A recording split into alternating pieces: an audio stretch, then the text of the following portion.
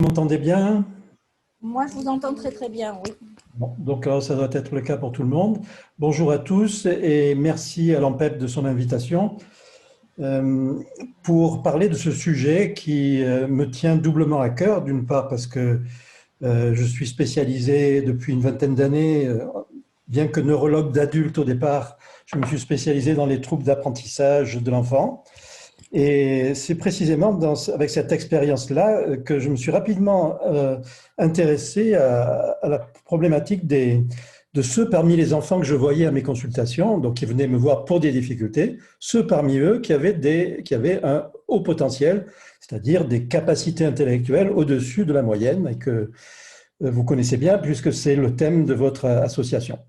Alors, et cette coïncidence qui, à mon avis, vous allez le voir, vous comprendrez, je pense, ma position n'en est pas une, puisque je vais défendre l'idée qu'il y a une entité propre qui s'appellerait HP10 et qui serait un type de trouble du neurodéveloppement qui associerait justement deux caractéristiques de façon indissociable. Alors, ils peuvent évidemment se dissocier, mais dans ce cas-là, elles sont non dissociées. Un haut potentiel et un trouble 10. Alors, c'est de cette coïncidence, ou de cette coexistence, co-occurrence, si vous voulez, que je vais essayer de vous parler. D'abord, en vous montrant le plan que je vais essayer de tenir. Hein. Je sais pas, je vous garantis pas que j'y arriverai, mais bon, c'est ce que j'avais prévu de faire, à savoir, vous parlez d'abord de troubles d'apprentissage, qui est le cœur de ma problématique en tant que médecin, en rappelant ce que sont les 10 à travers la constellation des 10, quelque chose qui commence à être bien connu. Je passerai assez vite là-dessus, et peut-être si vous avez des questions, on pourra les aborder. Pour parler un peu plus du concept plus récent de troubles du neurodéveloppement. Et finalement, vous allez voir comment tout ça peut s'intégrer dans ce cadre-là, qui est un cadre, on va dire, un cadre de réflexion très intéressant qui ouvre de nouvelles questions, précisément. Et au-delà des classifications, je ferai une sorte d'aparté sur mon expérience personnelle de la problématique des troubles 10 et de la façon dont je les conçois d'après mon expérience. Voilà. Alors après, on va entrer dans le vif du sujet en parlant de cette nouvelle entité nosographique, les HP10.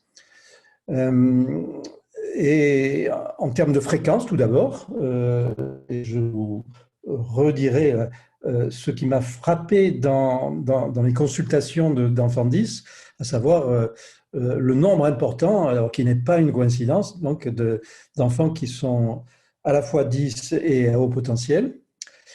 Et au-delà de la fréquence, d'un profil qui lui-même est singulier et paraît relativement stéréotypé, avec, on le reverra, mais déjà je peux vous donner le trait principal qui est la discordance entre une excellence verbale, d'excellentes compétences intellectuelles dans le plan verbal, et une faiblesse relative dans tout ce qui est non-verbal. Et nous verrons que c'est peut-être là que se situe la clé du problème et de l'explication de cette problématique. Alors, justement, on va aborder ensuite des hypothèses sur les mécanismes. Qu'est-ce qui peut faire que ces deux entités puissent s'associer plus souvent que ne le voudrait le hasard? Et on va voir que c'est vraiment le cas. D'abord, qu'est-ce qu'on sait du cerveau de l'enfant et de l'adolescent qui est à haut potentiel? Et puis, qu'est-ce qu'on sait? Alors, il y a beaucoup moins, évidemment, parce qu'il y a beaucoup moins de travaux là-dessus. Plus spécifiquement, de l'enfant qui est à la fois haut potentiel et 10. Et vous verrez que l'imagerie cérébrale nous a appris pas mal de choses dans tout ça, et assez récemment. Et je pense que ça vous intéressera de connaître les développements récents de ces applications de l'imagerie cérébrale sur ces troubles et ces problématiques. Et enfin, je tenterai une hypothèse explicative pour terminer sur des idées reçues que je tâcherai de démonter, non pas de démonter, mais de démonter en conclusion. Alors, d'abord, le trouble d'apprentissage, notre vision, elle est résolument neuropsychologique. Ça veut dire quoi, neuropsychologique? Quelle prend comme base un raisonnement selon lequel les fonctions cognitives sont organisées sous la forme de modules qui sont dissociables les uns des autres et de ce fait qui peuvent être altérés ou dysfonctionnels de manière dissociable les uns des autres. C'est le principe, c'est-à-dire que ces modules sont identifiables, elles sont sous-tendues par des parties différentes du cerveau, ou en tout cas par des réseaux spécifiques à l'intérieur du cerveau, et que ces réseaux peuvent dysfonctionner alors que l'ensemble du reste fonctionne normalement. Ça, c'est le principe de la modularité du fonctionnement neurocognitif, avec cette fameuse constellation des 10, vous savez, vous la connaissez. Je ne vais pas entrer beaucoup dans les détails, si ce n'est pour rappeler les principales entités qui sont là derrière, la dyslexie, la dysgraphie, la dyspraxie, qu'on rapproche souvent parce qu'ils sont deux problèmes de coordination motrice, la dyscalculie qui est assez souvent associée à la dyslexie, 40% à peu près des dyslexiques ont des problèmes de calcul, le TDAH qui est avec sa forme attentionnelle pure qui est particulièrement fréquente en association avec les dysgraphies. Et on sera amené à parler d'un syndrome qui n'est pas très connu et vous verrez qu'il peut avoir une importance dans la discussion de notre sujet d'aujourd'hui. C'est le syndrome des dysfonctions non verbales, SDNV. Alors, on a mis les talents particuliers et le haut potentiel dans ce schéma. Évidemment, ce n'est pas un trouble, ce n'est pas un trouble 10, mais son association est tellement fréquente, on va voir qu'on pourrait être amené à considérer que dans la réflexion des mécanismes sous-jacents à l'ensemble de ces troubles, on pourrait associer la réflexion sur les mécanismes du haut potentiel. C'est un peu l'hypothèse que je vais vous proposer. Alors, passons maintenant aux troubles du neurodéveloppement et pour vous rappeler qu'il y a une classification américaine qui est internationale, qu'on appelle DSM-5, qui a introduit en 2013 la notion de troubles neurodéveloppementaux et sous ce terme de troubles neurodéveloppementaux a proposé de réunir d'une part les troubles spécifiques d'apprentissage, savoir, là par contre, je ne sais pas comment faire pour... Voilà. Écriture, lecture, calcul, dysgraphie, dyslexie, dyscalculie. Les troubles de la communication, troubles du langage avec la dysphasie, mais aussi le trouble pragmatique, on va voir, qui est peut-être un peu plus proche du syndrome d'Asperger, qui fait partie du trouble du spectre autistique. Le TDAH, avec ces deux sous-types mixtes et dysattentifs prédominants, et les troubles moteurs, essentiellement la dyspraxie et troubles d'acquisition des coordinations. Un peu à part, évidemment, la déficience intellectuelle et l'autisme. Pourquoi ils sont à part?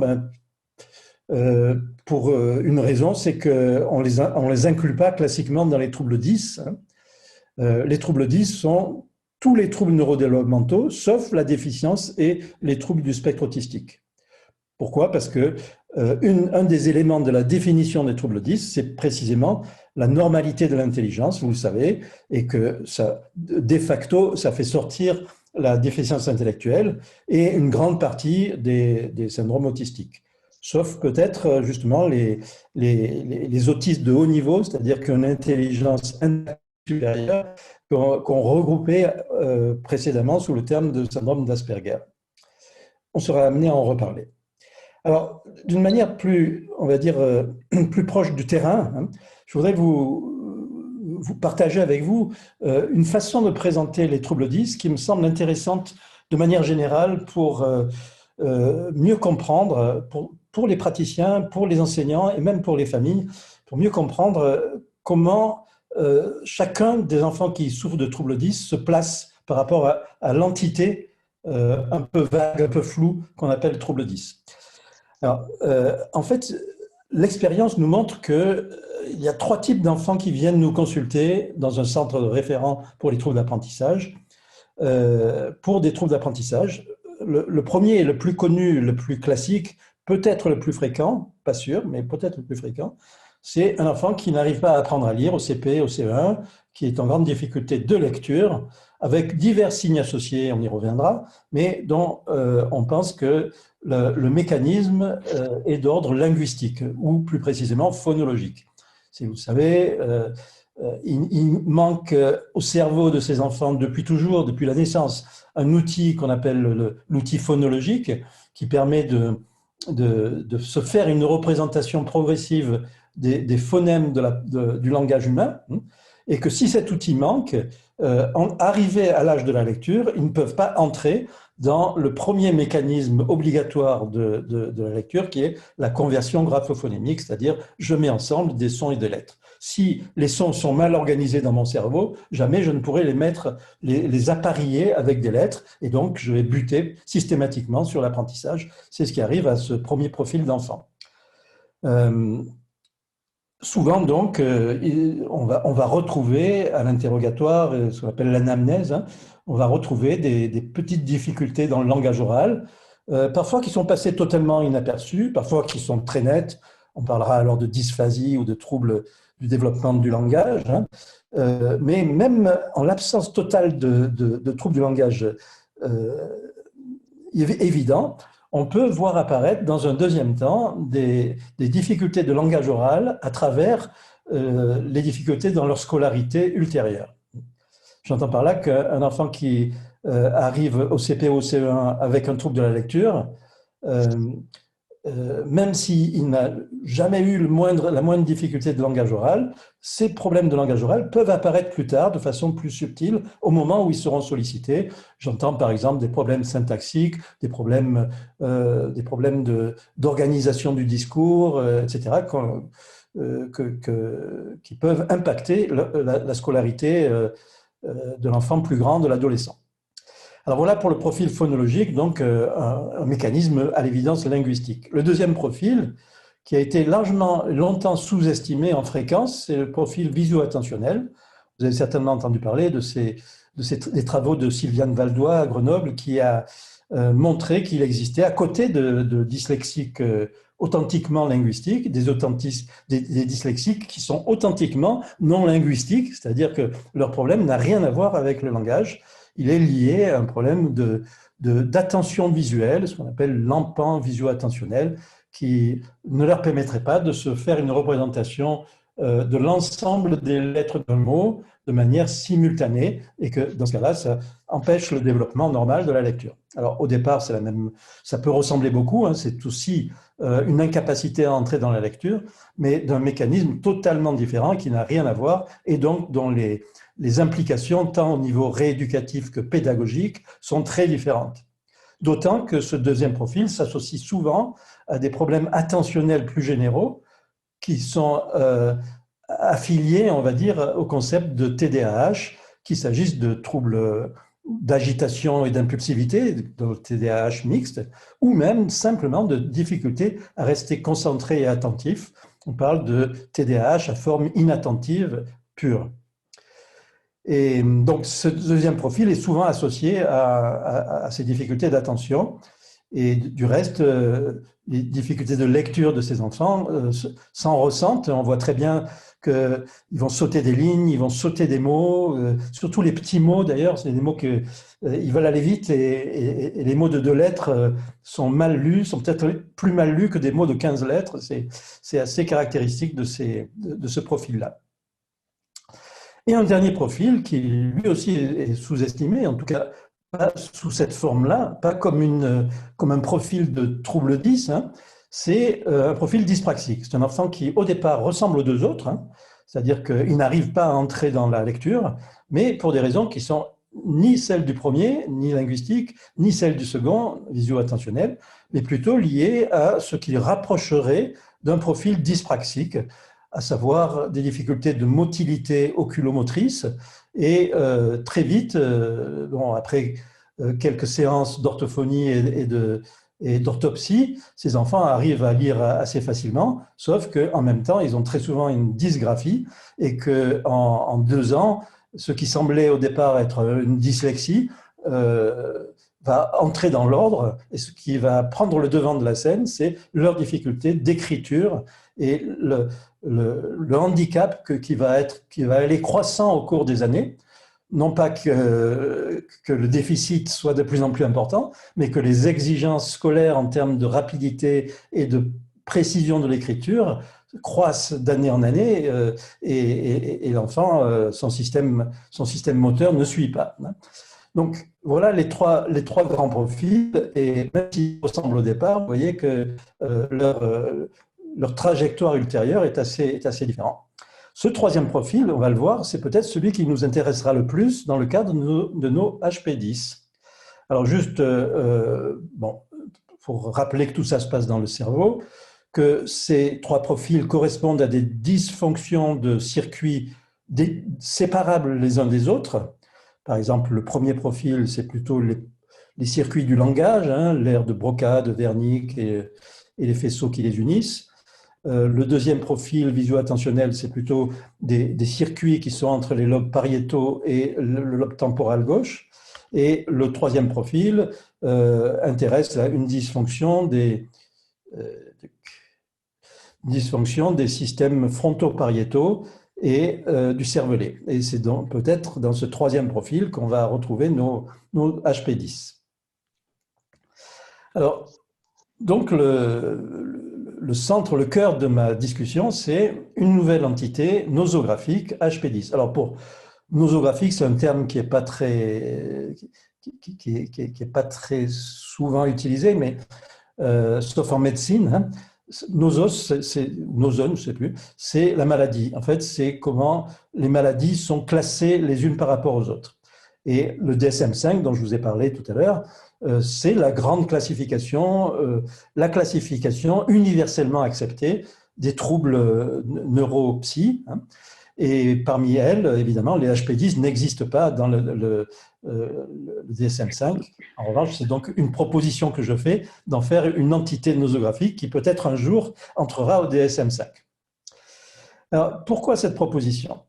Elle remonte au tout début de mon intérêt pour les troubles d'apprentissage, où j'avais commencé à faire une petite statistique sur quelle est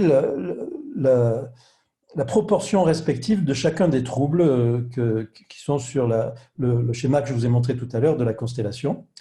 Et j'avais été surpris de voir que parmi ces différents consultants, il y en avait plus de 10% qui avaient une précocité intellectuelle. Alors, plus de 10%, peut-être ça vous dit rien et ça ne va pas vous choquer. Mais quand on sait que la définition même de la précocité intellectuelle, c'est d'avoir un QI au-dessus de 130 et que si on prend la courbe de Gauss, le QI au-dessus de 130, c'est 2%, vous voyez qu'il y a un écart qui va falloir expliquer entre ces 10% d'enfants 10 qu'on retrouve avec un haut potentiel et les 2% de l'incidence attendue, de l'incidence théorique du haut potentiel. Alors, comment expliquer ça ? Il y a différentes manières. On va voir qu'une manière, ça serait de dire qu'il y a un biais de recrutement, que les familles qui ont des enfants les plus intelligents sont celles qui nous amènent le plus souvent les enfants 10 en centre de référence. Il y a peu de chances que ce soit ça. Une autre explication, on va le voir, c'est de dire que c'est parce que ils ont un certain type de trouble qui vont développer une intelligence au-dessus de la moyenne pour compenser leurs troubles. Ça non plus, ça ne tient pas longtemps, hein. Pour diverses raisons, on va les voir, ne serait-ce que la partie génétique qui est très claire et que vous avez certainement eu à y réfléchir, autant dans les troubles 10 que dans le haut potentiel. Alors, cela dit, lorsqu'on regarde les schémas du haut potentiel, j'ai repris ce schéma de Franck Ramus dans son fameux blog qui s'appelle Ramus Ménage, hein, que je vous incite fortement à aller visiter de temps en temps parce qu'il y a des pépites d'informations là-dedans. Si on met ici en ordonnée la réussite scolaire et ici le QI, vous voyez, il n'y a pas photo, hein, c'est les plus intelligents qui réussissent le mieux à l'école. Donc, a priori, ça paraît comme incohérence d'imaginer que des enfants à haut potentiel puissent être en échec. Alors, d'ailleurs, vous savez peut-être que ça a déclenché un grand débat dans le grand public dans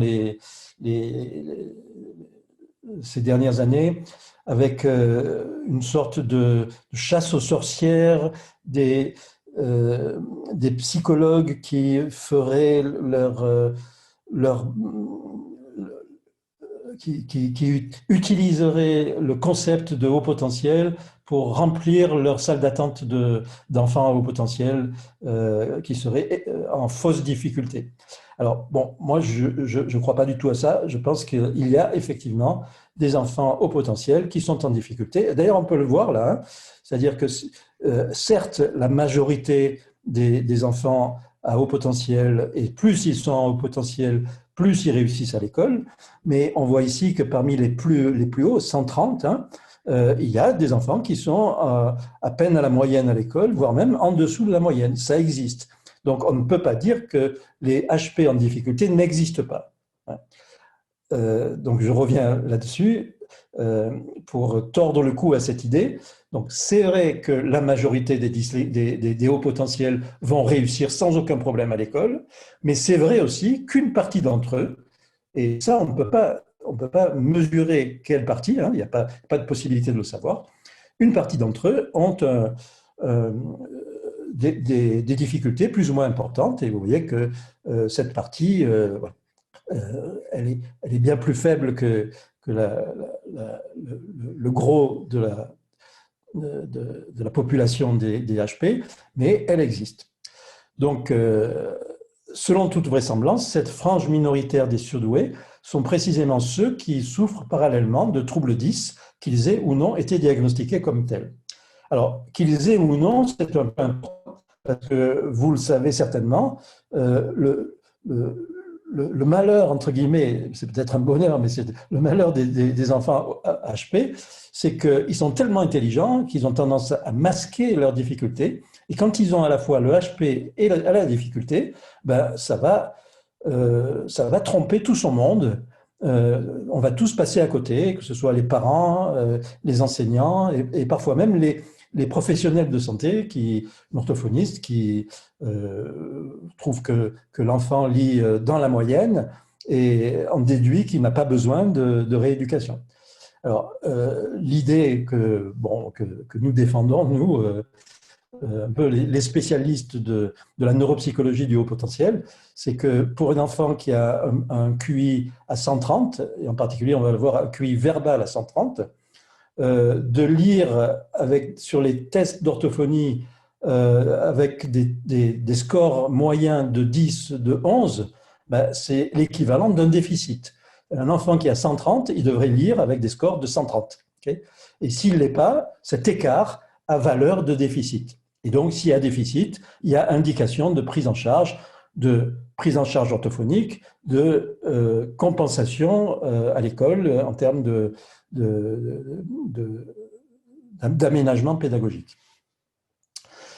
Donc, c'est toute une discussion. Je pense que si vous avez des questions là-dessus, et il y en aura, faut-il compenser et proposer des aménagements pédagogiques alors que l'enfant a un quotient intellectuel à 130?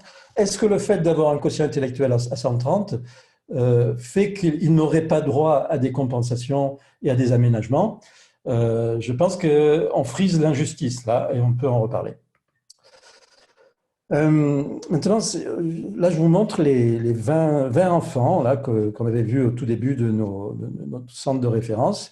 20 enfants qui étaient venus nous voir pour les troubles d'apprentissage, qui avaient des troubles divers, et pour lesquels on a trouvé où ils arrivaient avec le diagnostic déjà de haut potentiel. Alors, ce qu'on voit, c'est intéressant, c'est que cette courbe-là, qui représente en vertical là, tout ce qui est l'intelligence non verbale, et en horizontal, en abscisse, l'intelligence verbale, ben, les points, chaque point représentant un enfant, sont complètement biaisés du côté droit. Ça veut dire qu'il y a un gros écart pour la majorité, pour la moyenne en tout cas. La moyenne se situerait par ici, hein, entre le quotient intellectuel verbal moyen, qui est autour de 140 ici, dans cette population, et le quotient non verbal des mêmes enfants, qui est en moyenne autour de 110. Vous voyez, ça fait 30 points d'écart, et 30 points, c'est très, très significatif.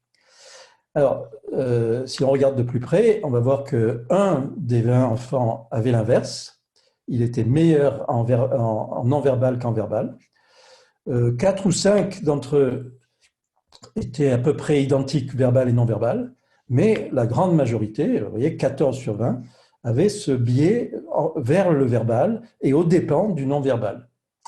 Et quand on regarde un profil du WISC, là c'était le WISC 4, le WISC 5, mais c'est le même type de présentation, on voit très bien, alors que la moyenne attendue est à 10, qu'un enfant qui a ces caractéristiques-là, modérément dyslexique, un petit peu dyspraxique, voilà, quelques troubles d'attention modérés, mais qui s'en sort pas mal à l'école finalement, sauf qu'il est dysgraphique et que c'est peut-être ça qui le handicape le plus au niveau de sa scolarité. Alors que personne ne s'en était aperçu, on réalise qu'il avait en fait un vrai haut potentiel avec en verbal des notes qui sont très très hautes, vous voyez, entre 17, 16 et 18, okay, alors que dans le raisonnement non verbal, le raisonnement sur du matériel visuel et spatial est à peine à la moyenne, et cet écart-là, c'est cet écart qui a signification de pathologie, on va dire, sans utiliser un terme trop fort, mais de véritablement pathologique, et qui devrait justifier de prendre en charge l'enfant s'il a des symptômes. Vous voyez que ce même enfant, il a aussi une mémoire de travail qui est à peine à la moyenne, et cette mémoire de travail à peine à la moyenne, ça fait partie de ce qu'on appelle des troubles dys exécutifs, et en tout cas, c'est à rapprocher d'un éventuel trouble de l'attention qui était présent cliniquement. Vous voyez que si on regarde les chiffres, les indices, 148 ICV, ça veut dire son intelligence verbale est à 148, 114 IRP, ça veut dire que l'intelligence non verbale, elle est largement dans la moyenne, même un peu au-dessus, mais très à l'écart des 150 pratiquement de son intelligence verbale. Alors, on aurait tendance à considérer que la vraie intelligence de cet enfant, c'est un niveau de 150, et que tous les chiffres qui seront en dessous doivent être considérés comme déficitaires et doivent mériter une attention particulière en termes de remédiation et en termes de pédagogie. Alors, ils ont donc ces HP10, ils ont des points de faiblesse et des points de force, évidemment. Alors, les points de faiblesse, quels sont-ils ? Oui, je parle pour la majorité d'entre eux. Il y a des exceptions, il y a des profils inverses, on l'a vu, mais qui sont beaucoup plus rares. La majorité d'entre eux vont avoir des difficultés dans ces domaines non verbaux. Les aptitudes visuospatiales, par exemple le fameux test des cubes du WISC ou la reproduction de la figure de Rey. L'écriture, qui est probablement ce qui va les freiner le plus, qui est parfois illisible, parfois interprété comme illisible parce que trop rapide, et parfois une véritable dysgraphie, c'est-à-dire un trouble qu'il faut rééduquer chez le psychomotricien ou l'ergothérapeute, parfois même qui nécessite l'utilisation compensatoire d'un ordinateur, vous le savez. Ce n'est pas la règle, mais ça peut arriver. Des difficultés d'attention, de concentration, avec une haute fréquence d'association HP, TDA et TDAH, et éventuellement aussi quelques difficultés de cognition sociale qui vont pouvoir être interprétées parfois comme des caractéristiques de leur intelligence, c'est-à-dire ils sont tellement intelligents qu'ils ne peuvent pas se mélanger à tout le monde et donc ils vont avoir peu d'amis. Il faut aller loin si on veut chercher les vraies explications.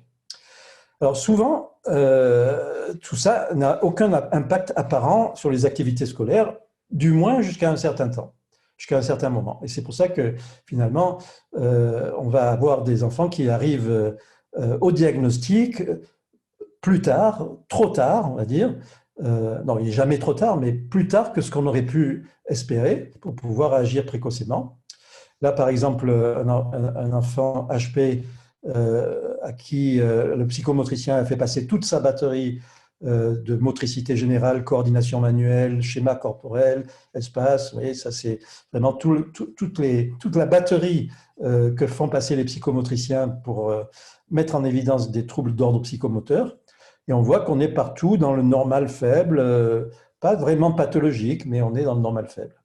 Ce même enfant, 13 ans, voilà sa figure de Ré. Vous me direz, on reconnaît tout à fait le tracé des différents éléments de la figure qui sont très bien recopiés, sauf qu'il y a des petites choses.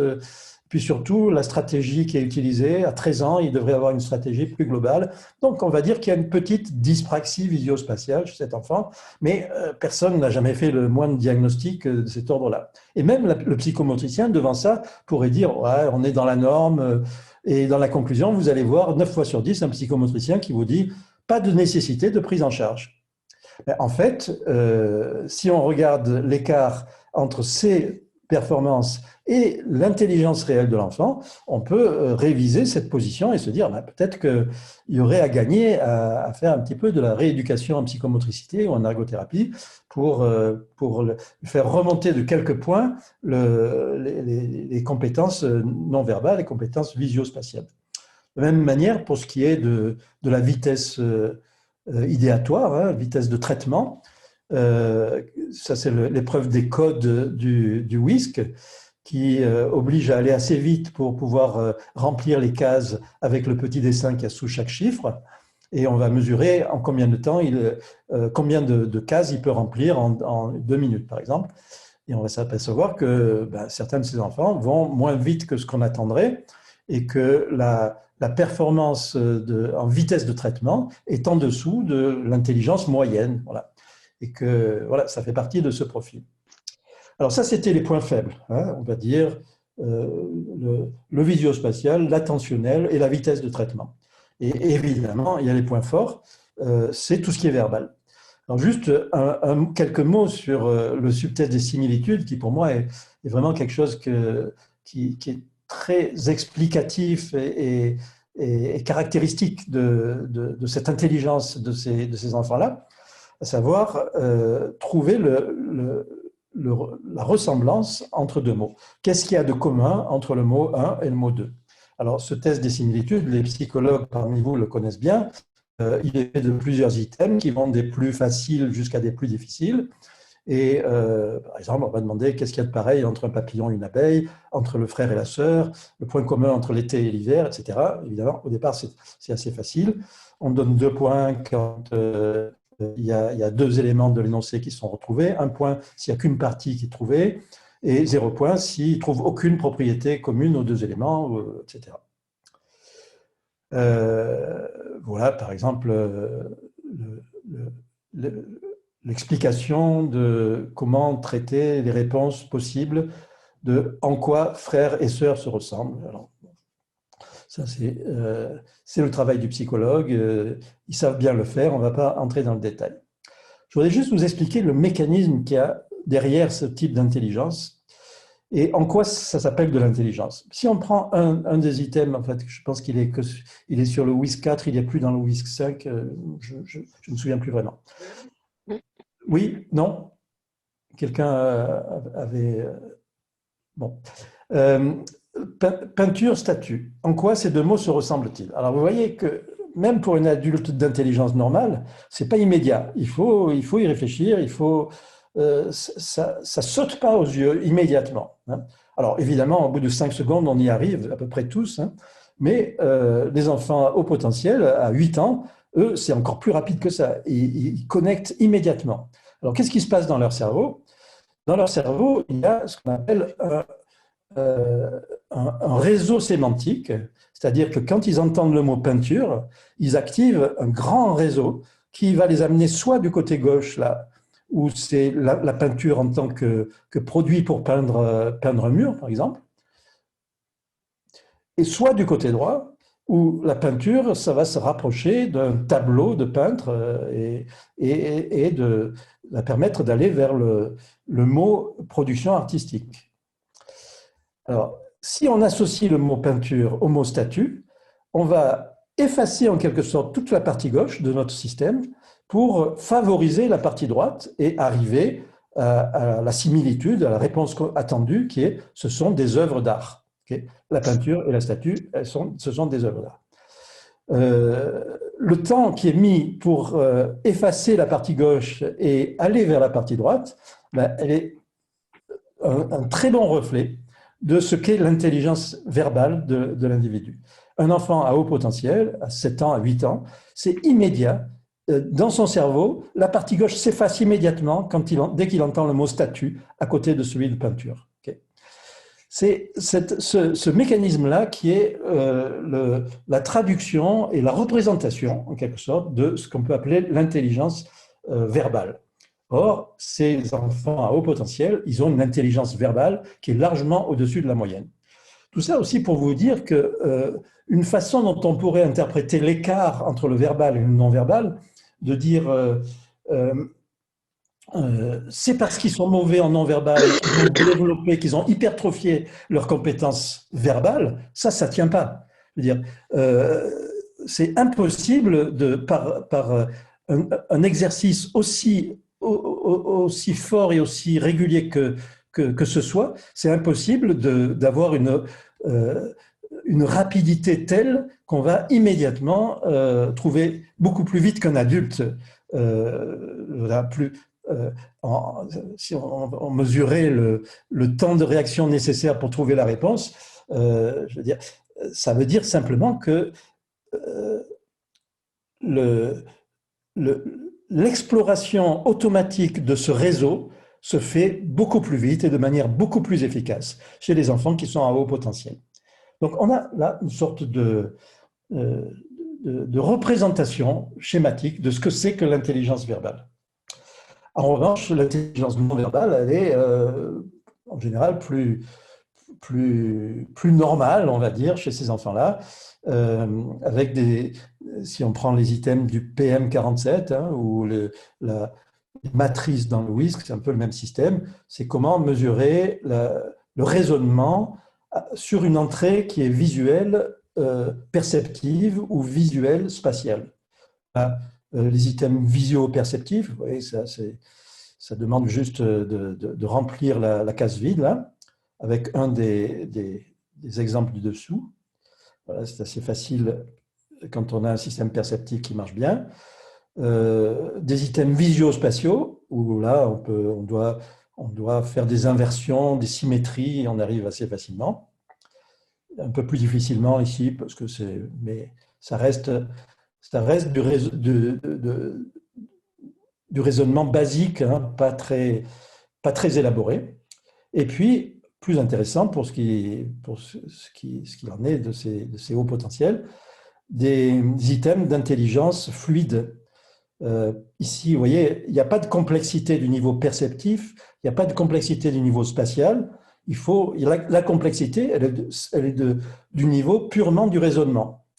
Et des enfants à haut potentiel, même avec un quotient verbal beaucoup plus haut que le quotient non verbal, vont être plutôt en difficulté dans ces aspects visio-spatiaux et vont perdre des points au test dans les tests visio-spatiaux. En revanche, ils resteront bons dans les items d'intelligence fluide parce que leur intelligence générale, elle n'est pas altérée. C'est ce qu'on appelle le facteur G, hein, qui est un facteur d'intelligence fluide qui caractérise l'intelligence générale. Et donc, on peut avoir, avec une expérience clinique qu'ont les psychologues et les neuropsychologues, une analyse qualitative plus que quantitative de ces tests qui vont nous montrer la rapidité pour trouver la solution sur cet item-là, alors que ça a été plus compliqué pour eux de trouver la solution sur cet item-là, qui est normalement plus facile.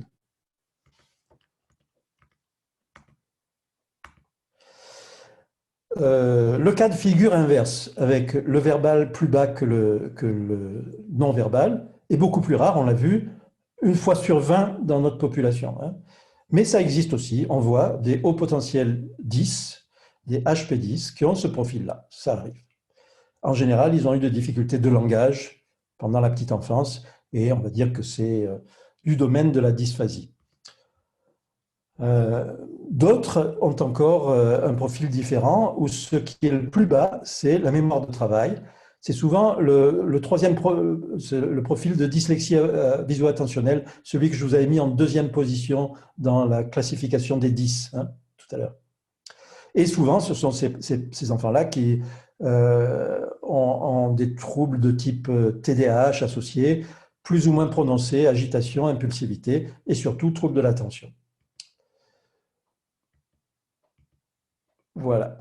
Alors, je vous ai mis ici juste un questionnaire qualitatif, le fameux questionnaire de Jean-Charles Terrassier, qui, moi, me semble intéressant parce qu'au-delà des chiffres, quand on est face à un enfant qui a ces gros écarts, pour lesquels vous savez que les psychologues rechignent à faire la moyenne et donner un quotient intellectuel total, mais moi, je serais d'avis d'une part de prendre leur quotient intellectuel le plus haut, en l'occurrence le verbal, et de compléter par un questionnaire qualitatif sur des éléments qui évoquent la précocité, comme tous ces enfants qui posent beaucoup de questions depuis toujours, qui veulent toujours savoir le pourquoi de tout, et sont très sensibles, parfois des enfants éponges, etc., comme ils sont décrits dans les livres d'Olivier Revol et de Jeanne Siofachin, qui ont la plus grande expérience, je crois, de ces enfants au potentiel.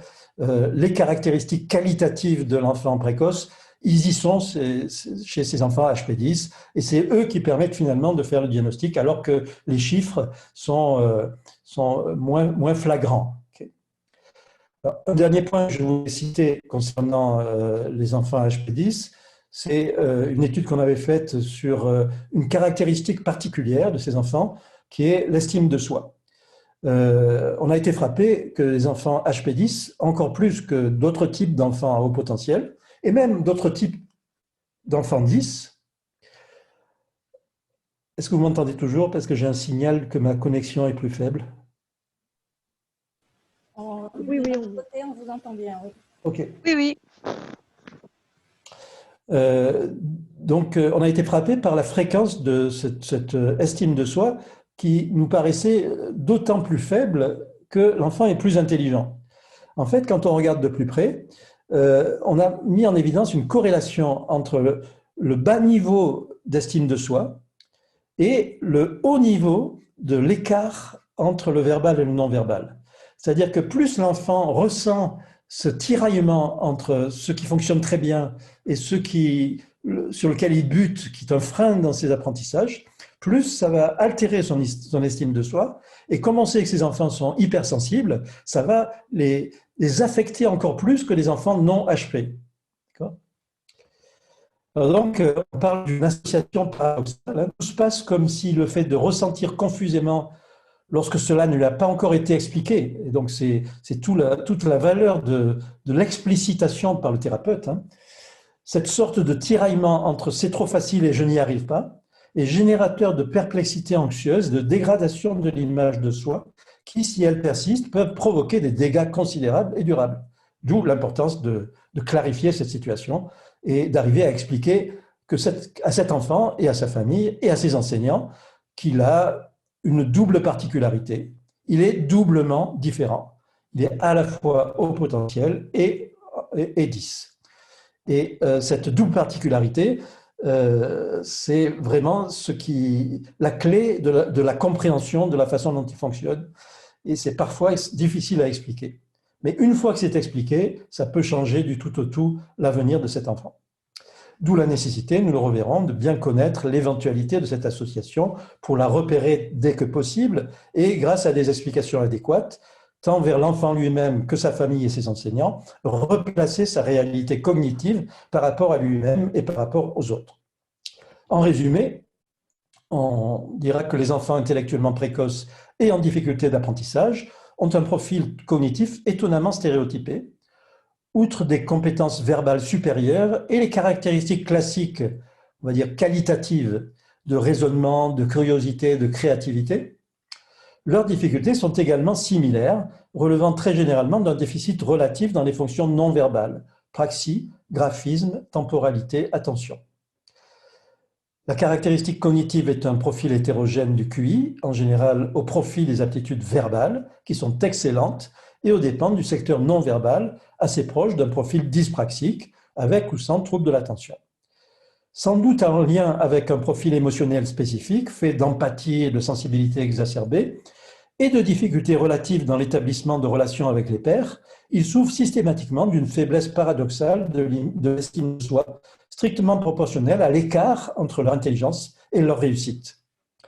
Lorsqu'il existe une dyslexie, on n'a pas détaillé ça, mais c'est d'autres travaux que nous avons fait avec des étudiantes en orthophonie, elle est volonté de type visio-attentionnel, sans trouble phonologique, ni retard de langage, et avec un défaut de traitement de la forme visuelle des mots, ou alors de type dyspraxique, avec des difficultés oculomotrices surajoutées qui peuvent bénéficier d'un traitement par orthopsie.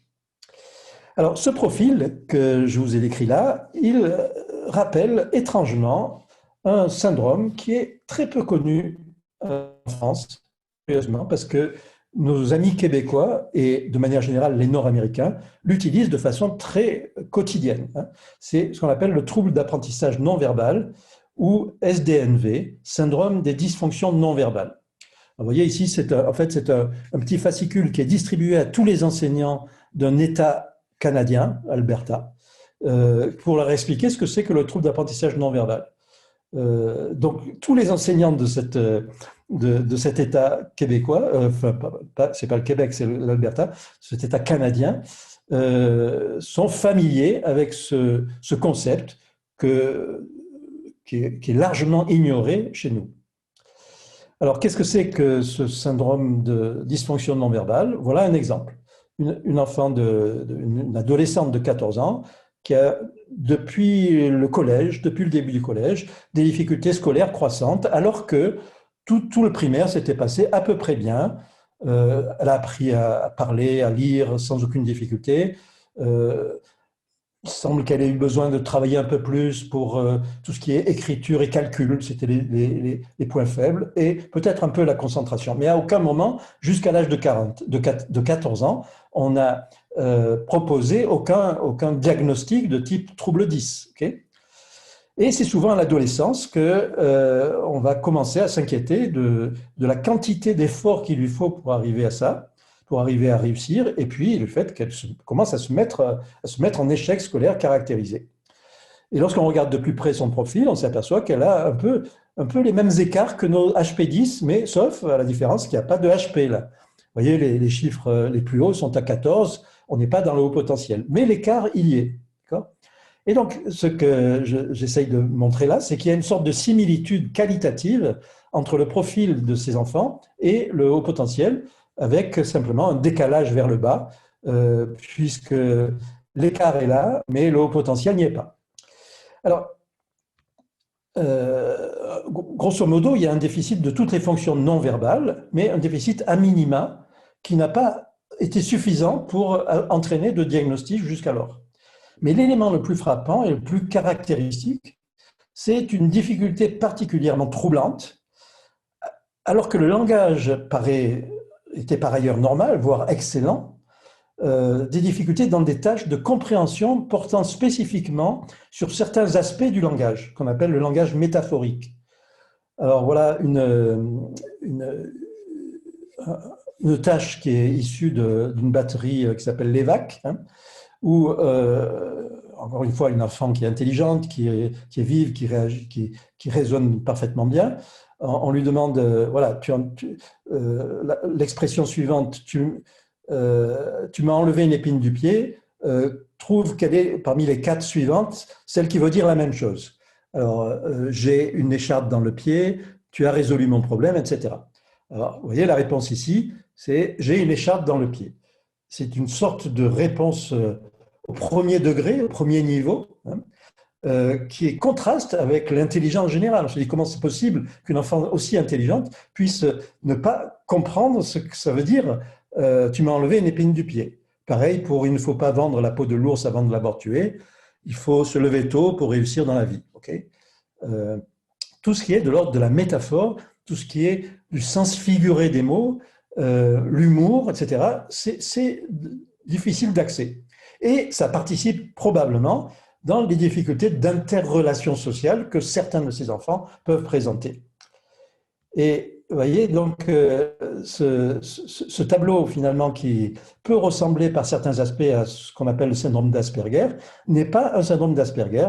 Et si on utilise des batteries de diagnostic de l'Asperger, on va voir que on n'est pas on qualifie pas pour ce diagnostic. Voilà les caractéristiques de l'Asperger qui sont probablement ces aspects de difficulté avec les métaphores, avec le sens second, avec l'humour vont être présents.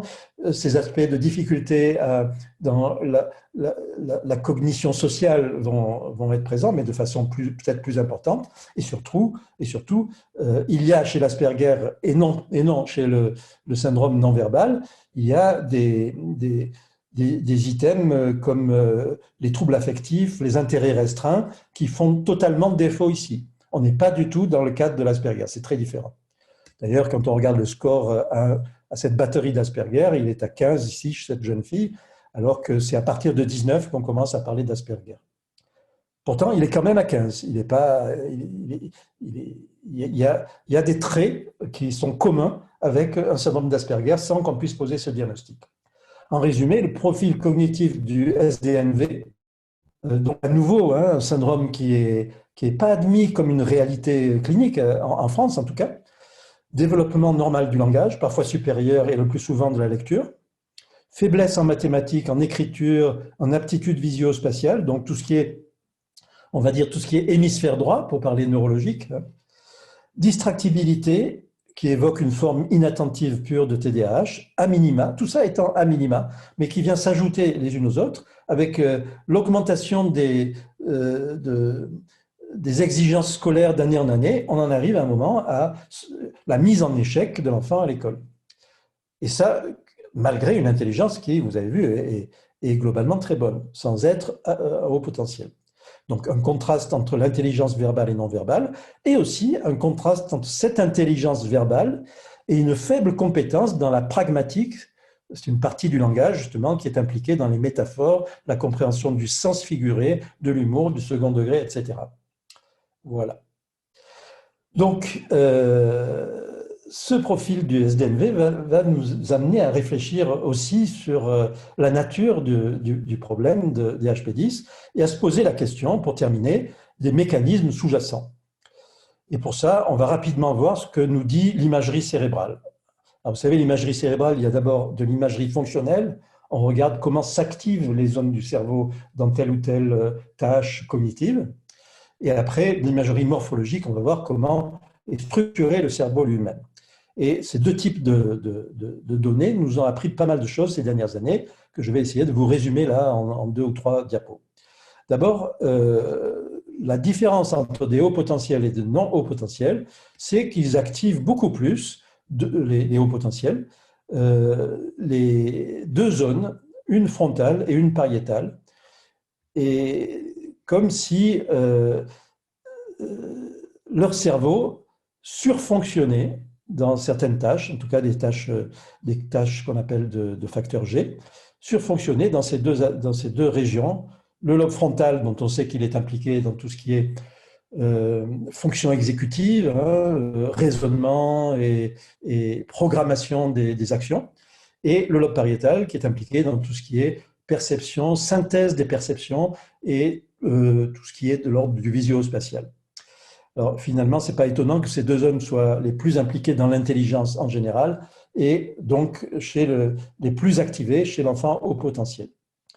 Voilà, donc ça c'est juste pour rappeler les tâches sur lesquelles sont réalisées ces images. Alors une théorie qui a été proposée dès le milieu des années 2000, c'est la théorie de l'intégration pariéto-frontale, c'est-à-dire que le haut potentiel ou l'intelligence serait liée à la capacité de l'individu, du cerveau de l'individu, à co-activer les régions pariétales et les régions frontales.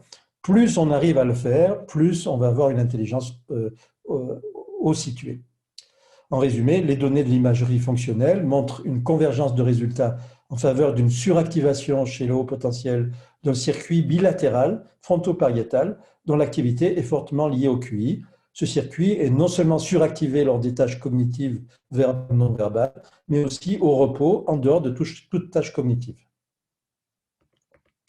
Alors, l'imagerie morphologique, c'est une technique qui a beaucoup apporté dans beaucoup de syndromes neurodéveloppementaux, dans l'autisme, dans la dyslexie, dans le TDAH, ce qu'on appelle le DTI, c'est l'imagerie par diffusion, qui a pour vertu de montrer les fibres qui connectent dans la profondeur du cerveau des zones corticales entre elles.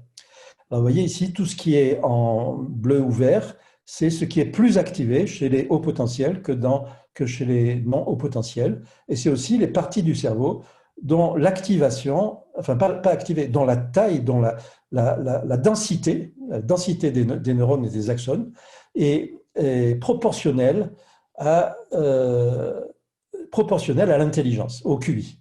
Et donc, on rejoint là nos deux zones pariétales et frontales. En fait, ce sont toutes les fibres de connexion entre le frontal et le pariétal qui sont surdéveloppées, mieux organisées chez les enfants à haut potentiel. Deuxième caractéristique du cerveau de ces hauts potentiels. Alors, on parle là des hauts potentiels en général, pas du HP10. On va en arriver au HP10 après. La deuxième caractéristique, c'est aussi dans les fibres de substance blanche, mais c'est plus celles qui unissent les régions antérieures et postérieures d'un même hémisphère, mais celles qui unissent des régions des deux hémisphères, droite et gauche. C'est ce qu'on appelle le corps calleux. Et vous voyez ici que ces zones-là sont des zones du corps calleux dont la taille est corrélée avec l'intelligence. C'est-à-dire plus c'est développé, plus la personne est intelligente, un haut potentiel. En résumé, le cerveau du HP possède deux particularités de ses connexions structurelles. Une plus forte densité des projections du lobe pariétal sur le cortex frontal, d'où une connectivité plus efficiente entre les régions perceptives spatiales et les systèmes exécutifs, expliquant, entre guillemets, la qualité des raisonnements, en particulier mathématiques, qui ont besoin de ces deux modalités. Et une plus forte épaisseur du corps calleux qui unit les régions corticales symétriques de l'hémisphère droit et de l'hémisphère gauche, étroitement corrélée à l'efficience intellectuelle, surtout dans sa partie postérieure, qui unit les zones perceptivo-spatiales des lobes pariéto-occipitaux. Voilà donc les caractéristiques générales du cerveau d'un enfant haut potentiel et également de qu'est-ce qui, dans notre cerveau, est proportionnel à l'intelligence. Et chez le HP10, qu'est-ce qu'il en est? Alors là, on a beaucoup moins de réponses. Il y a en tout et pour tout 2 ou 3 au maximum études en imagerie d'enfants qui correspondraient au profil de l'HP10, c'est-à-dire pour lesquels on a étudié seulement ceux qui, parmi les HP, avaient aussi un trouble 10 associé ou ceux qui, parmi les 10, avaient aussi un haut potentiel. Je vais commenter tout particulièrement un de ces travaux, c'est celui de l'équipe lyonnaise de Fanny Nussbaum, que vous connaissez peut-être, qui a publié plusieurs livres récemment avec notre ami Olivier Revol. Elle est intervenue l'année dernière pour présenter. Ah ben, très bien, vous la connaissez. On est dans la continuité. Alors, je me suis permis d'emprunter une illustration de son étude, très belle étude sur l'imagerie cérébrale d'enfants haut potentiel, d'adolescents et d'adultes haut potentiel, et où elle nous montre que le profil de connectivité des potentiels homogènes et des hauts potentiels hétérogènes est très différent.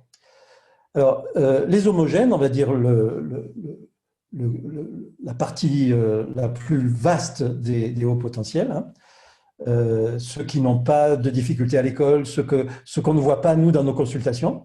Voilà comment se présente leur cerveau par rapport à des non-hauts potentiels. C'est-à-dire que toutes les fibres bleues, là, que vous voyez, c'est ce qui est plus développé chez eux que chez les enfants d'intelligence ordinaire. Et ce qu'on voit, c'est à nouveau toutes ces connexions entre les régions pariétales et frontales dans les deux hémisphères, gauche ici et droit ici, il faut droit et gauche, pardon. La droite est à gauche et la gauche est à droite. Et également au niveau du corps calleux, on voit ici, c'est-à-dire toutes les fibres qui unissent les régions symétriques de l'hémisphère droit et de l'hémisphère gauche. Ça, c'est les hauts potentiels homogènes. Quant aux hétérogènes, c'est très différent. Alors, si on regarde leur hémisphère gauche, ça ressemble beaucoup. C'est-à-dire que l'hémisphère gauche des hétérogènes, il est supérieur à des non-hauts potentiels en termes de connectivité et de volume des connexions de substances blanches entre le pariétal et le temporal. En revanche, deux différences par rapport aux homogènes. D'une part, le corps calleux n'est pas tellement plus efficace que des non-hauts potentiels, c'est-à-dire qu'il n'y a pas plus de connexions interhémisphériques que des personnes ordinaires, d'intelligence ordinaire.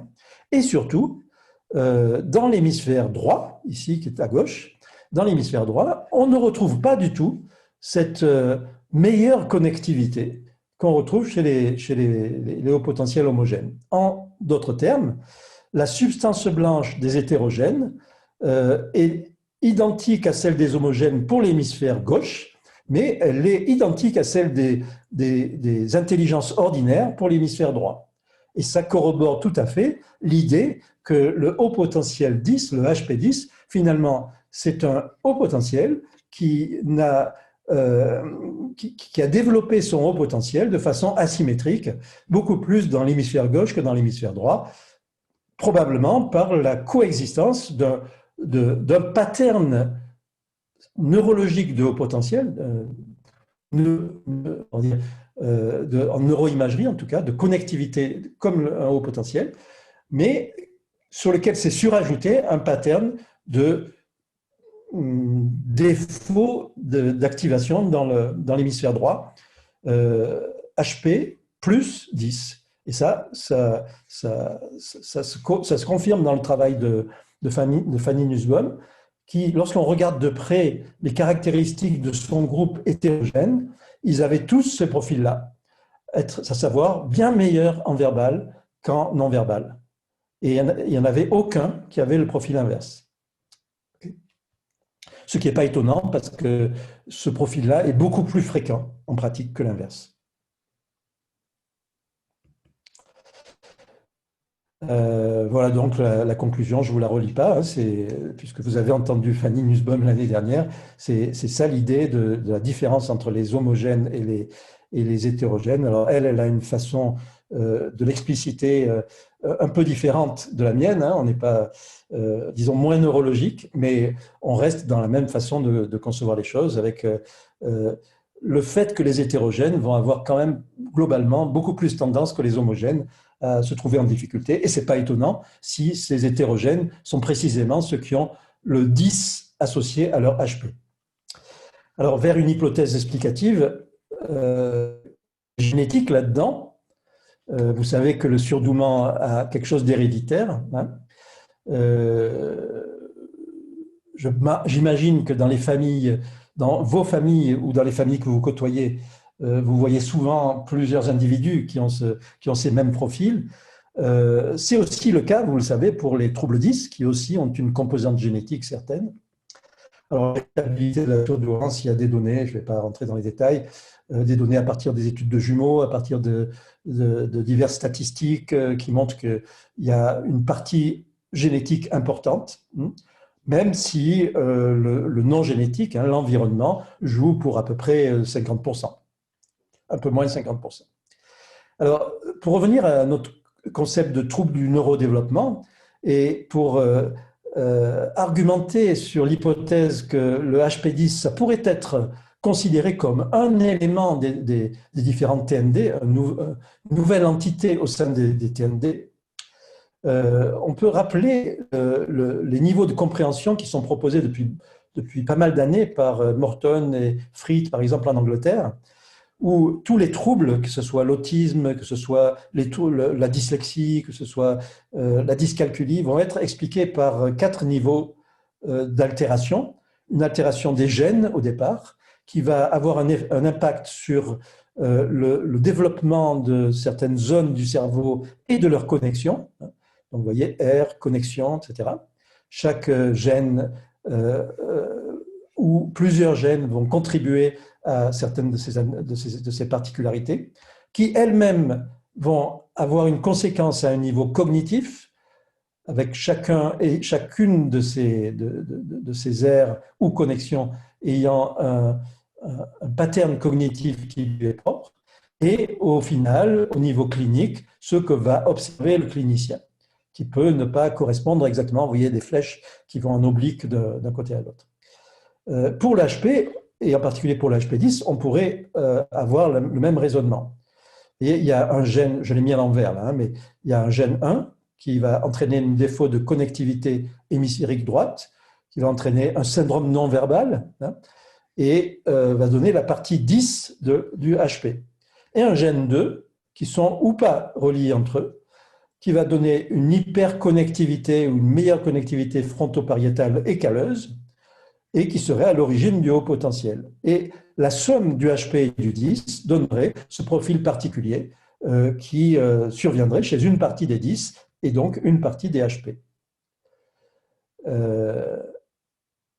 Le HP10, comme tous les autres syndromes neurodéveloppementaux, serait donc la résultante d'une interaction continue à chaque niveau avec l'environnement d'une part, mais aussi entre les deux caractéristiques cognitives qui interagissent en continu pour forger un mode cognitif particulier, mais aussi par rétroaction, sans doute pour forger un mode de connectivité particulier. Bon, c'est un peu compliqué, mais tout ça pour vous dire qu'il y a de l'environnement, il y a du génétique, et il y a de l'interaction entre les différents niveaux qui va entraîner cette complexité. Rien n'est jamais simple au niveau de la cognition ni au niveau du cerveau.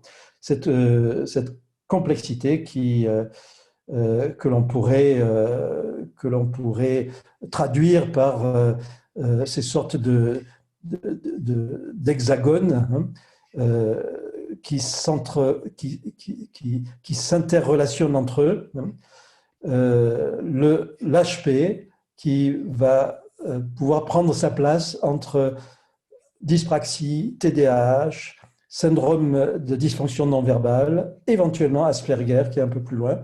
Et finalement, tout ça, ce sont peut-être des variantes différentes d'une combinaison complexe de gènes particuliers avec l'environnement au cours de la trajectoire de l'individu. Voilà, en conclusion, il existe à présent une quantité suffisante d'arguments convergents, à mon avis, cliniques, théoriques, d'imagerie cérébrale, pour considérer l'HP10 comme une entité à part entière parmi les troubles neurodéveloppementaux. Cette entité n'a pas encore d'identité propre nosographique, ni de cause génétique établie, mais tout laisse penser qu'elle révèle la superposition de ce qu'on appelle des neurophénotypes, c'est-à-dire des manifestations visibles d'un gène, d'un génotype, qui, pour des raisons encore inexpliquées, coexisteraient chez un même individu. Une connectivité accrue et plus efficiente que la majorité des individus, en particulier dans certains circuits fronto-pariétaux et interhémisphériques, on l'a vu, une asymétrie de développement de ces mêmes circuits et de leur projection sous-corticale dans la grande majorité des cas aux dépens de l'hémisphère droit, donc favorisant les processus sous-tendus par l'hémisphère gauche. D'où la prédominance du verbal sur le non-verbal. Le phénotype clinique serait typiquement un syndrome développemental non-verbal surajouté à un tableau qualitatif de précocité qui se manifeste dès lors plus ou moins exclusivement dans le domaine verbal. Resterait à expliquer pourquoi la coexistence de ces deux profils est si fréquente, voire de plus en plus fréquente. C'est vraiment l'impression, je ne sais pas si vous avez cette impression vous, mais les différents cliniciens qui m'écoutent là, mais est-ce que c'est juste parce que il y a une meilleure détection, qu'on connaît mieux les choses et qu'on va plus souvent faire les diagnostics, qu'on a un réflexe plus précoce de faire un QI aux enfants qui sont en difficulté, c'est possible. Mais ça pourrait aussi relever de facteurs liés à l'environnement, probablement prénatal, comme certains stéroïdes hormonaux connus pour influencer le développement asymétrique du cerveau. Enfin, il y a beaucoup d'hypothèses très intéressantes et passionnantes qu'on pourrait développer dans le futur. Voilà, je vous remercie pour votre attention. Eh bien, merci beaucoup. Donc, tout au long de votre conversation, il y a eu effectivement beaucoup de questions. Euh, la première des questions, en fait, c'est effectivement un trouble 10. Ce qui est revenu fréquemment, c'est un trouble 10. Implique-t-il forcément un profil hétérogène ou une très forte hétérogénéité chez un HP est-elle souvent associée à un trouble 10? On a eu plusieurs questions sur cette thématique-là. Oui, alors effectivement, je pense que c'est une très bonne question. La réponse est que, effectivement, la présence d'une hétérogénéité, même importante, ne veut pas dire qu'il y a un trouble 10 associé. C'est dans l'autre sens que ça joue. C'est-à-dire que lorsqu'il y a un trouble 10 associé, il y a toujours un écart entre le verbal et le non-verbal. Pratiquement toujours. Vous voyez. Donc, et ça, ça reste mystérieux. Parce que ça veut dire que ce n'est pas aussi simple et direct en termes d'explication. Ce n'est pas l'écart qui explique le trouble 10. En revanche, quand il y a trouble 10, il y a pratiquement toujours l'écart. Et je dirais même plus que l'importance de l'écart, qu'on ait 40 points, 30 points ou 20 points, n'est pas proportionnelle à l'importance du trouble. Vous voyez comme les choses sont compliquées. Et dans la même continuité, quand il y a des multidis, quand un enfant est multidis, est-ce que ça se rapproche à un même type de profil ou est-ce que ce sont plusieurs profils différents qui se rejoignent? Alors, ce que j'ai essayé de vous expliquer, c'est que le type de multidis qui est associé habituellement au HP, il est assez stéréotypé. C'est un multidis particulier, celui qui va associer des éléments, on va dire, non-verbaux entre eux. Parce qu'un multidis avec une dysphasie et un trouble de l'attention, c'est différent et c'est rarement associé à un HP. On est plutôt dans le domaine de dyspraxie visio-spatiale, trouble de l'attention et HP. D'accord? Une autre question qui a été posée, effectivement, c'est moi, Agnès. Ah oui, est-ce qu'il y a un lien entre les différents dysgraphie, dyslexie, dysorthographie? Est-ce qu'elles sont associées ou est-ce qu'elles peuvent être, n'en avoir qu'une seule ou est-ce qu'elles sont forcément imbriquées? Et est-ce que l'une est la conséquence de l'autre? Alors là, on parle du HP ou en dehors du HP? En général, et dans le HP aussi, si on peut faire les deux C'est un peu la même réponse que la question précédente, hein, c'est-à-dire que les associations semblent se faire, ne pas se faire au hasard. C'est ça qui est intéressant et qui va faire pousser la réflexion. C'est que on dirait que quand le HP a un trouble 10 associé, ça donne une connotation particulière à ce trouble 10. Alors, il y a des dyslexiques qui sont HP, hein, et on a vu que leur dyslexie, en général, elle est plutôt visio-attentionnelle. Donc, tout laisse penser qu'il y a un type de trouble 10 qui s'associe particulièrement au HP. Ou en d'autres termes, que le 10 du HP10, ce n'est pas n'importe quel 10. Voilà. D'accord. Et on a dans la lignée, on a énormément de questions aussi sur les outils à mettre en place à la maison, les outils à mettre en place à l'école. Qu'est-ce qui peut aider ces enfants on a vu qu'ils compensaient effectivement naturellement, mais qu'est-ce qu'on peut leur apporter concrètement en classe pour les aider et les accompagner? Alors, ça a coupé au moment où vous avez posé la fin de la question. Quels sont les outils que l'on peut mettre en place pour les accompagner au quotidien, que ce soit en classe ou que ce soit à la maison?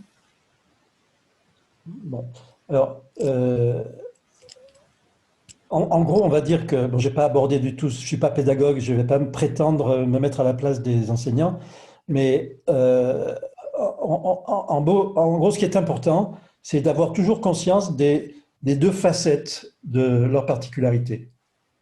Vous savez, en anglais, ils appellent ça twice exceptional, ça veut dire deux fois exceptionnel, doublement exceptionnel. Okay? Euh, le risque pour l'enseignant, c'est de méconnaître les deux aspects. C'est-à-dire, comme il est très intelligent, il va masquer ses difficultés, et donc on va pas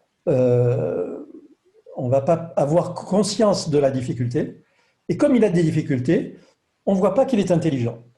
D'où l'importance que l'enseignant s'appuie sur des données des professionnels de santé, psychologues, orthophonistes, psychomotriciens, qui vont lui expliquer le profil. Et à partir de ce moment-là, ça sera beaucoup plus simple pour lui ou elle de gérer la situation, tant pour ce qui est du HP que de ce qui est du 10. Alors, le HP en général, on sait qu'il y a des recommandations pédagogiques en termes d'alimenter son intelligence et sa curiosité et sa soif de savoir et de connaître, etc. Ça fait partie du b.a.-ba de la pédagogie des enfants au potentiel. Et le 10, il y a tout un ensemble de recommandations pédagogiques qui sont liées, qui sont orientées, qui visent à aider et à aménager la vie scolaire du 10. Et chaque type de trouble 10 est différent. Évidemment, les aménagements sont différents pour un dyslexique que pour un dyspraxique, et même pour un dyslexique visio-attentionnel que pour un dyslexique phonologique avec des troubles du langage, évidemment. Donc tout ça, c'est plutôt dans la lecture par l'enseignant des informations qui lui sont procurées par l'équipe soignante. Et c'est un élément encore, si on avait encore à argumenter là-dessus, qui nous inciterait à vouloir faire plus de liens qu'il y en a entre le corps enseignant et le personnel soignant en général. Donc, moi, au quotidien, je me lamente de voir le manque de communication entre les cabinets d'orthophonie et l'enseignant dans sa classe. Je pense que chacun de vous a déjà expérimenté ce manque-là et je crois que c'est là qu'il y a un énorme effort à faire. Pas tellement en termes de connaissances de la part des enseignants, mais en termes de force de la relation et de capacité des uns et des autres à se tourner vers l'autre, finalement, parce que c'est le seul moyen d'avoir les vraies solutions de chaque enfant. Il n'y a pas de recette générale. Il y a juste mieux connaître chaque enfant, savoir comprendre comment il fonctionne, et puis réfléchir avec lui sur ce qui est mieux pour lui. Voilà, une réponse étayée. Une autre catégorie de questions concerne tout ce qui a trait aux professionnels de l'accompagnement. Donc la première question, c'est qui peut faire passer ces bilans pour les 10, déterminer qui est 10, qui peut poser le diagnostic, et les professionnels de l'accompagnement, où les trouver, les orthophonistes, est-ce qu'il existe des centres d'aide et de soutien? Vous savez, il y a selon les régions, c'est très variable, mais dans toutes les régions, il y a des centres de référence des troubles des apprentissages qui comportent tous les professionnels aptes à faire ce genre de diagnostic, mais qui sont malheureusement embouteillés de façon très importante à l'heure actuelle. Il y a d'autre part des réseaux de santé. Je sais que dans la région Aquitaine, il n'y en a pas, et ça, c'est vraiment un manque. C'est vraiment un manque, mais il y a certainement des alternatives. Et je sais qu'également, dans la région Aquitaine, il y a une perspective de développer de façon importante les PCO, les plateformes de coordination et d'orientation, qui sont jusqu'à présent réservées aux 0-6 ans, mais qui vont bientôt permettre aux 6-12 ans d'obtenir des bilans multidisciplinaires gratuits, pris en charge par la Sécurité sociale. Et ça va arriver dans quelques mois. Alors, une bonne nouvelle, ça va être chouette. Et est-ce qu'il faut que le diagnostic soit impérativement posé par un médecin, ou est-ce qu'une orthophoniste et une psychomotricienne qui suit l'enfant peut poser le diagnostic? Alors, je dirais que à partir d'un certain degré de sévérité, un professionnel paramédical seul ne peut pas poser le diagnostic. Il a besoin de l'appui d'autres paramédicaux et donc de quelqu'un qui fasse la synthèse de tous ces avis. Psychologue, neuropsychologue, ergothérapeute, psychomotricien et orthophoniste. Et ce qu'on préconise, ce que préconisent les textes actuels hein, gouvernementaux, c'est que ce soit un médecin qui soit la personne qui fasse cette synthèse, aussi souvent que possible. Le problème, c'est qu'il n'y a pas suffisamment de médecins formés, alors, à part les médecins de l'éducation nationale, mais on sait qu'ils sont très peu nombreux, mais il n'y a pas de médecins qui soient formés spécifiquement à ça, en dehors de ceux qui travaillent dans des centres spécialisés, comme les centres de référence ou les réseaux, ou bientôt dans ces PCO. Par exemple, se pose la question des CMPP. C'est une question où la plupart des médecins de CMPP fonctionnent sur des modalités de raisonnement qui sont beaucoup plus proches de la psychiatrie, on va dire au sens large, que des neurosciences et de la neuropsychologie. Je ne veux pas généraliser parce que je sais qu'il y en a qui ont été largement formés, mais ils sont largement minoritaires en France. Donc, c'est aussi une question qui est en train de se poser à l'heure actuelle au niveau national, de savoir comment faire réorienter certains CMPP qui le souhaiteraient vers une capacitation hein, à jouer ce rôle de celui qui va faire la synthèse de l'ensemble des données pour pouvoir apporter les bonnes réponses, les bonnes orientations thérapeutiques et les bonnes recommandations pédagogiques. On a une autre question très spécifique qui demande est-ce que la dyspraxie avec un trouble visuo-spatial est souvent associée à un trouble de la cognition mathématique? Alors oui, c'est une réalité.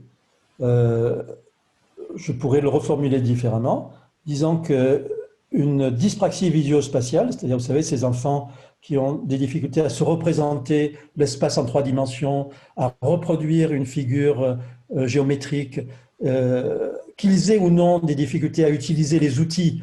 On est dans la dyspraxie gestuelle associée, qui est plus praxis, ça veut dire le geste. Hein. Dyspraxie visuo-spatiale, ça existe même s'il n'y a pas de trouble du geste. Okay, mais on est dans le domaine de la dyspraxie.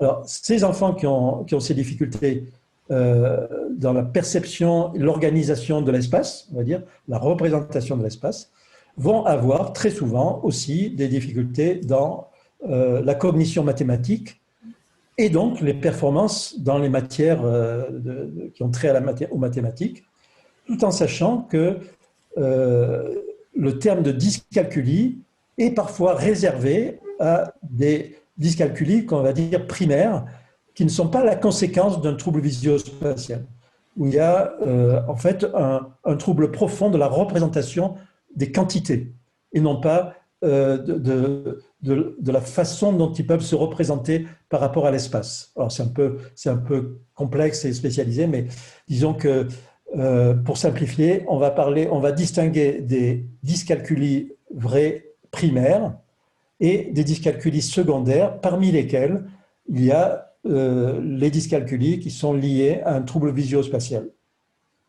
On a aussi une question, est-ce qu'un enfant HP10 qu'on pense peut ne pas jamais rencontrer de difficultés scolaires? Bien sûr, bien sûr. Mais la question peut aussi se poser différemment. Est-ce que si on l'avait diagnostiqué et qu'on avait fait ce qu'il fallait pour compenser ces déficits, est-ce qu'il n'aurait pas été encore plus en réussite que ce qu'il a été?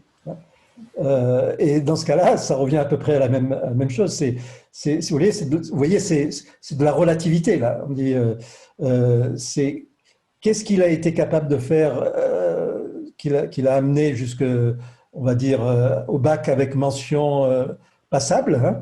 Est-ce que s'il n'avait pas été pris en charge plus tôt, il n'aurait pas eu la mention très bien? Et bon, on peut dire que ça serait être élitiste que de vouloir avoir une mention très bien, mais à mon avis, c'est défaitiste que de ne pas chercher la mention très bien quand on peut l'avoir.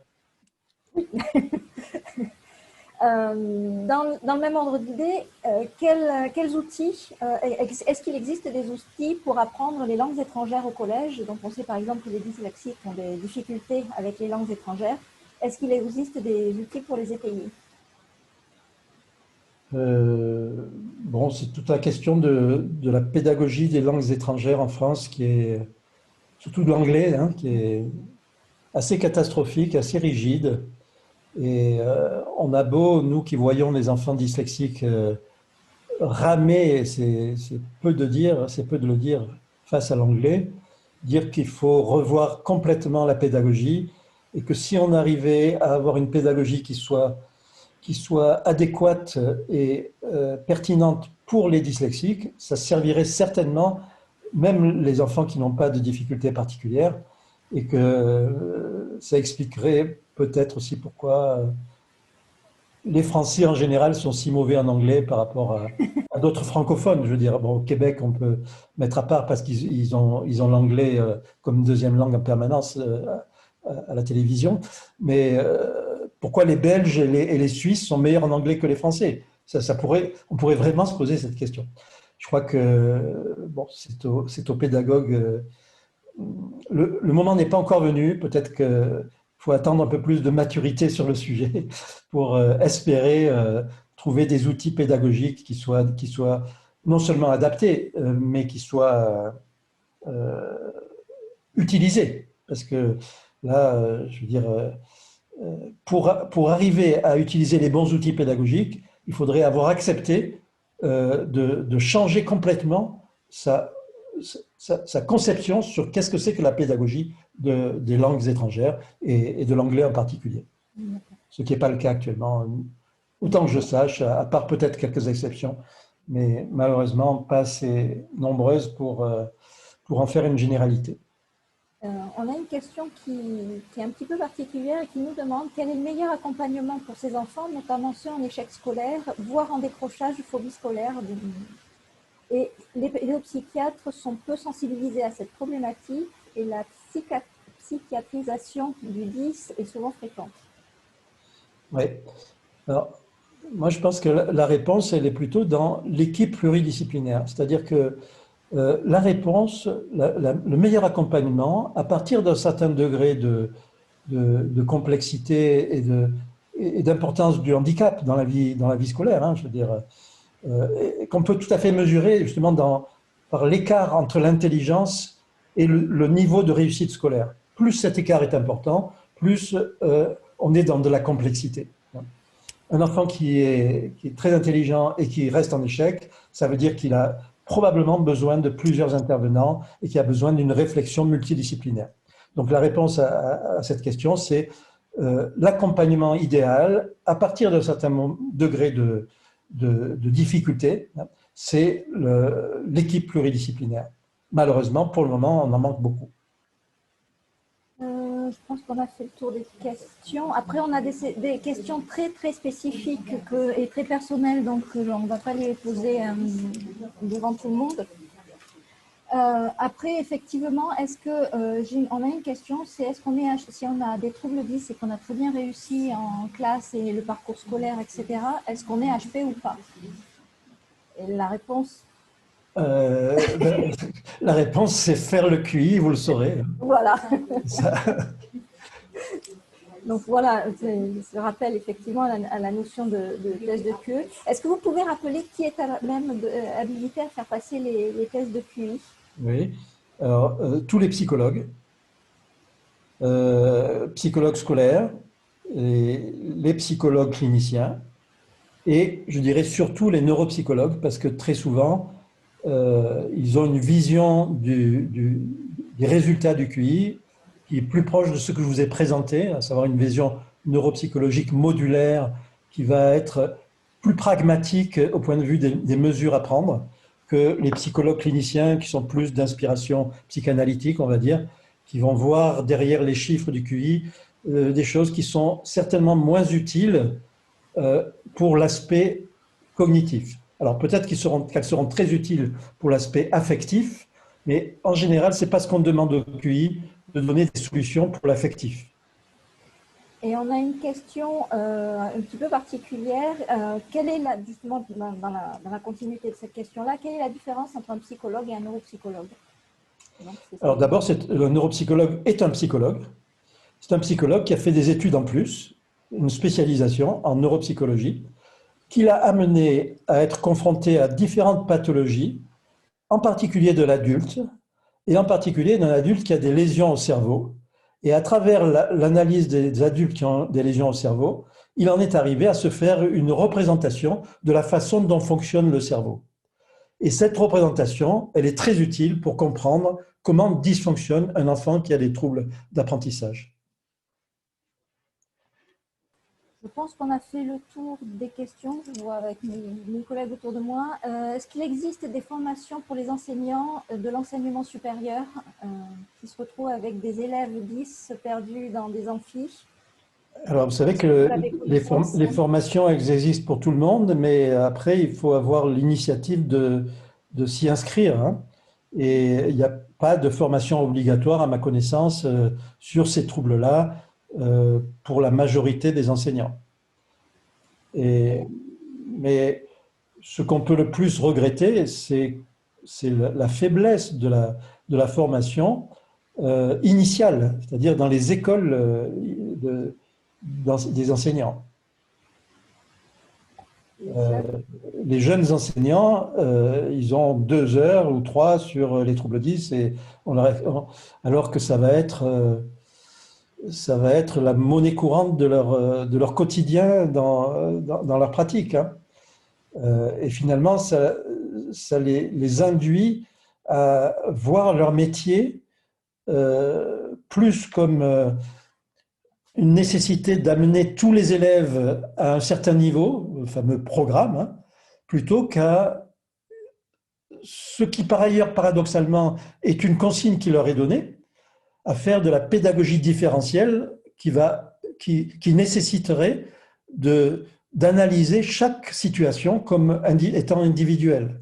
Et je pense qu'il faudrait reprendre à zéro tous les programmes des écoles des maîtres, hein, pour donner beaucoup plus d'importance et une vision différente de ce qu'est le métier d'enseignant. Par exemple, dans les pays scandinaves, l'esprit est totalement différent. Je ne sais pas si vous avez déjà vu ce qui se passe dans les écoles primaires en Scandinavie, mais le métier d'enseignant, c'est d'abord de s'occuper des enfants en difficulté et accessoirement d'accompagner ceux qui fonctionnent bien. Ceux qui fonctionnent bien, finalement, ils n'ont pas besoin de l'enseignant. Ils apprennent sans difficulté. Okay. C'est un esprit différent.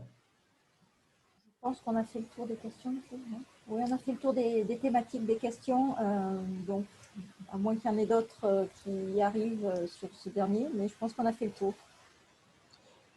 Très bien. Bon, écoutez, je vous remercie de votre attention. J'espère que ça a répondu à vos attentes et peut-être je vous demanderai, mesdames les organisatrices, de me faire un retour de ce que les personnes qui ont assisté vous auront renvoyé comme…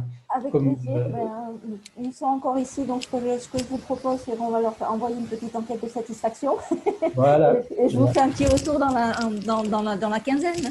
Très volontiers. Et puis, si vous avez filmé, oui. J'aimerais avoir la primeur de la réalisation quand elle sera disponible. Eh bien, écoutez, dès qu'on l'a téléchargé et regardé, on vous l'envoie avant diffusion et avant utilisation pour que vous donniez votre validation. C'est juste pour que vous ne m'oubliez pas là-dedans. Mais je ne suis pas inquiet. Voilà. Merci. Bonne continuation. Au revoir. Et merci pour votre disponibilité. Au revoir. Au revoir. Merci beaucoup.